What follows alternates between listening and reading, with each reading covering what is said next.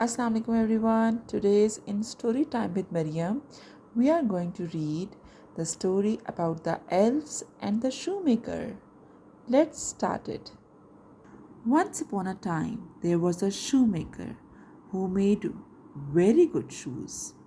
But though he worked hard in his shop, he often faced financial hardships. One evening, he cut out some shoes from his last bit of leather and laid the pieces out on his workbench to sew in the morning.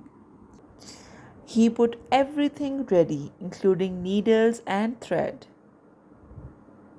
While going back to his room, he was very sad and he was thinking, I may never make another pair of shoes as that was the last piece of leather and I have no money to buy a new one.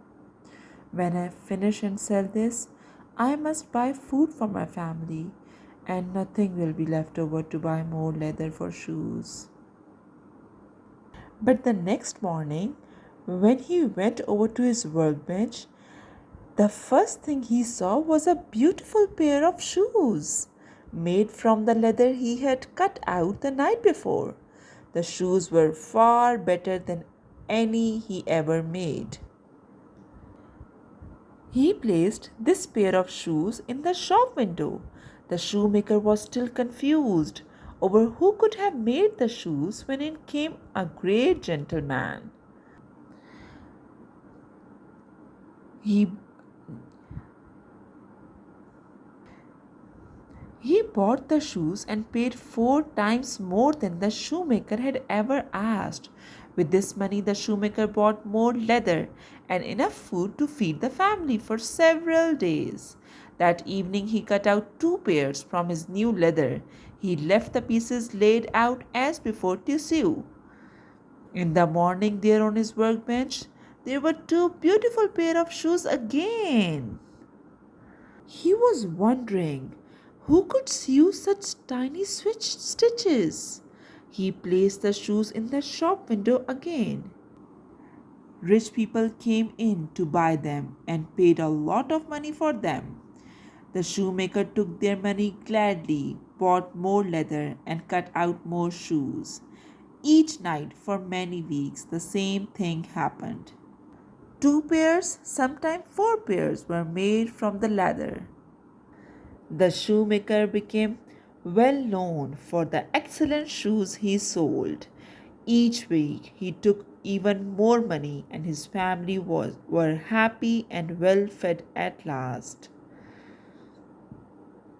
One night, when they were wondering that how is this even happening, his wife suggested to see if they could find out who their night visitors were. At midnight, they saw 2 little men, scarcely bigger than the shoemaker's needles, squeezing through a crack in the shutter. They took tiny tools from their work bags and began to work. Before dawn, a row of new shoes lay on the workbench. The elves left everything neat and tidy and vanished. As it was before Christmas, the shoemaker's wife suggested that the next evening they should put out presents for the little man. That would be a nice thing to do. The next day she was busy making 2 little green jackets and trousers with green woolen hats to match, while her husband stitched 2 tiny pair of boots for them. The shoemaker and his wife laid these gifts with little cakes and biscuits on the workbench. In the night they saw the elves scrambling into the workshop. When they saw the gifts, the elves gave a shout of joy. They were so delighted that they danced around the workbench, waving their hats in the air. They sat down and ate all the food and disappeared as before. After Christmas, the shoemaker still cut out shoes and left the pieces on the workbench. But the elves never returned. They knew the shoemaker and his wife must have spied them. Fairy people do not like to be seen by humans. The shoemaker did not mind it, for his shop was now well known that he had plenty of customers already. But they always remembered that elves and how they had helped by them when times were hard. So, we should help others when someone is facing any difficulty, just like financial hardships. If we can, we should help them. Bye bye.